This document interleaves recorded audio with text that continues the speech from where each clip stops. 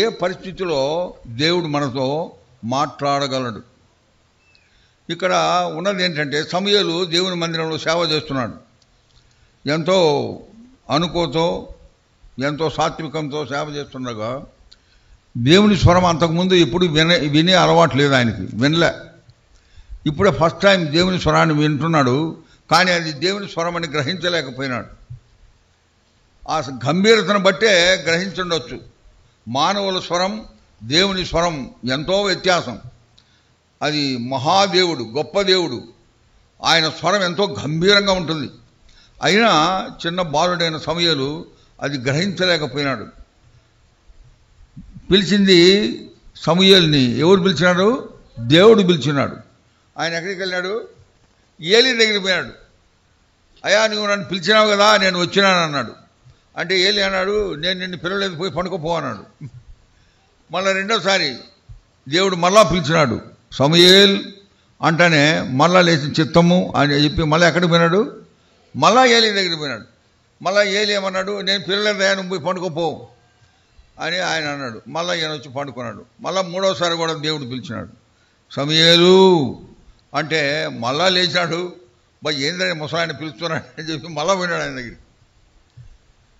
పలుమారు పోతున్నాడు. ఈధర్ సమూయేలు కానీ ఆ ఏలీ కానీ గ్రహించలేకపోయినాడు ఏంటిది జరుగుతుంది. 3 సార్లు పిలిచినాడు ఆయన. ఆ ఏలీ దగ్గరికి పోయేటప్పుడు ఏలీ అప్పుడు గ్రహించినాడు. Eli is like tube light. అర్థమవుతుందండి. మన మామూలు లైట్ అయితే స్విచ్ చేస్తేనే వెలుగుతుంది. ట్యూబ్ లైట్ చిక్ చిక్ చిక్ కానీ అట్లా వెలుగుతుంది. ఆ మాదిరి ఆయనకి ఎంతో టైం పట్టింది గ్రహించడానికి. 3 సార్లు వచ్చేటప్పటికి అప్పుడు ఆయన గ్రహించినాడు. సో 3వసారి ఏలీ గ్రహించినాడు. అరే ఇది దేవుడే పిలుస్తున్నాడు, ఎందుకంటే నేను పిలవలేదు కదా, ఆ పిల్లడు వచ్చినాడు అని చెప్పి అప్పుడు ఏమన్నాడు? 9వ వచనం, నీవు పోయి పండుకొమ్ము, ఎవరైనా నువ్వు పిలిచిన ఎడలా యెహోవా ఇక్కడ చూడండి మన తమాషా. అయినా ఏలీ అంటే ఎవరైనా ప్రధాన యాజకుడు. ఆయన ఏమంటాడంటే ఇక్కడ మరి తమాషా ఉంది. 9వ వచనం, ఎవరైనా నిన్ను పిలిచిన అంటాడు. ఎవరైనా నిన్ను పిలిచిన, ఎవరైనా ఎందుకు చెప్పాలా? ముందుగా చెప్పచ్చు కదా, దేవుడే పిలుస్తున్నాడాయా నన్ను క్షమించు, ఈసారి మాట్లాడాయనతో అని అనకుండా ఎవరైనా పిలిచిన ఎడల, అప్పటికి కూడా ఆయనకు అర్థం కాలే.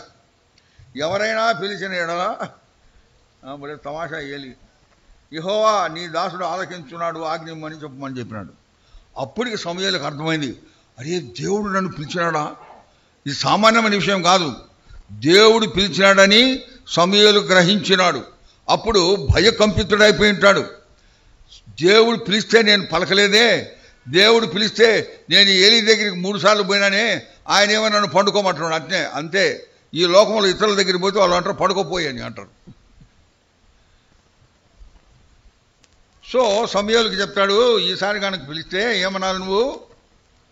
యెహోవా నీ దాసుడు ఆలకించుచున్నాడు, ఆజ్ఞిమ్ము, లార్డ్ స్పీక్ దై సర్వెంట్ హియరత్ అని చెప్పమన్నాడు. అప్పుడు సమూయేలు నేను చెప్పినట్లుగా భయకంపితుడైపోయి, అయ్యయ్యో దేవుడు పిలుస్తుంటే నేను పలకలేదే, ఆయనకి ఎంత కోపం వచ్చి ఉంటుందో, ఈసారి పిలుస్తాడో లేదో అనుకొని నిద్రపోయి ఉన్నాడు.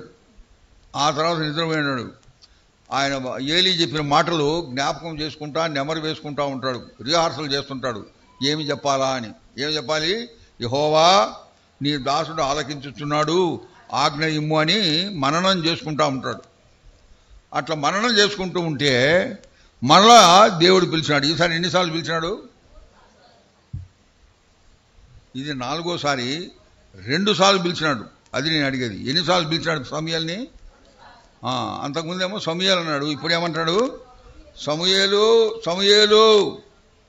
దాంట్లో దేవుని యొక్క ప్రేమ, ఆప్యాయత, అనురాగం, దీర్ఘశాంతం అంతా మిళితమైపోయింది. దాంట్లో 2 సార్లు పిలిచినాడు ఎంతో భారంగా.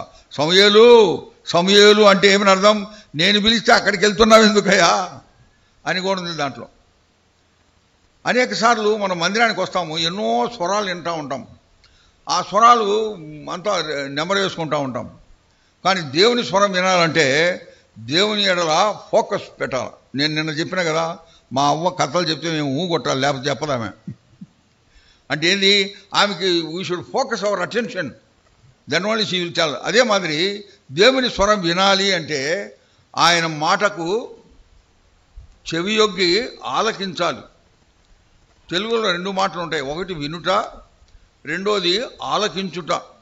ఎంతో మంచి భాష తెలుగు భాష. దేశ భాషలందు తెలుగు లెస్స. పంచదార కన్నా పనస పనసలు అంటేనే నోరు ఊరుతుంది. పనస తోనల కన్నా ఎంతో మధురం తెలుగు భాష, వేరే భాషలో లేదు. వినుట, ఆలకించుట. వినుట అనేది ఊరికి వింటాం, కానీ ఆలకించుట అంటే ఎంతో ధ్యానంగా ఆలకించుట. ఏదైనా తప్పిపోతుందేమో, ఏదైనా నేను వినలేదేమో అని ఆలకించుట. మనం చాలా లేకపోతే పశువులు మేస్తూ ఉంటాయి. 11 గంటల వరకు మేసి 11 గంటల తర్వాత 12 గంటలకి చెట్ల నీడల కింద కూర్చొని నెమరు వేస్తూ ఉంటాయి. అర్థమైందండి? అప్పుడు ఏదైనా శబ్దాలు వస్తే వాటిని మీరు గమనించినా లేదు, నేను పల్లెటూరులో కూడా తిరిగినాను. అప్పుడు చెవులు అటువైపు తిప్పుతాయి. మీరు చూసిన ఎప్పుడన్నా ఆ పెద్ద చెవుల్ని ఎటువైపు అయితే సౌండ్ వస్తుందో అప్పుడు ఇటు తిప్పుతాయి అన్నమాట. అది ఆలకించుట. అంటే ఎవరబ్బా అని. ఆ మాదిరి సమూయేలు కుతూహలంతో ఉండగా మరలా 2 సార్లు పిలిచినాడు. సమూయేలు అంటే ఈయన ఏం చేసినాడు? నీ దాసుడు ఆలకించుచున్నాడు, ఆజ్ఞమ్మన్నాడు. అంటే ఏంది? మొదట మాట లార్డ్ అనేది వదిలేసినాడు, యెహోవా అనేది.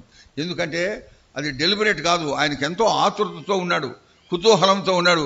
ఎప్పుడు మాట్లాడతాడబ్బా, నేను ఎప్పుడు జవాబు చెబుతాను, మర్చిపోతానేమో, మరలా ఏలీ దగ్గరికి వెళ్తానేమో అని చెప్పి ఎంతో కుతూహలంగా ఉన్నాడు. అలాంటి కుతూహలం, అలాంటి ఆశ, దేవుని వాక్యం అంటే దేవుని స్వరం వినాలన్న ఆకాంక్ష మనకు ఉండాలి. అప్పుడే దేవుడు మనతో మాట్లాడతాడు.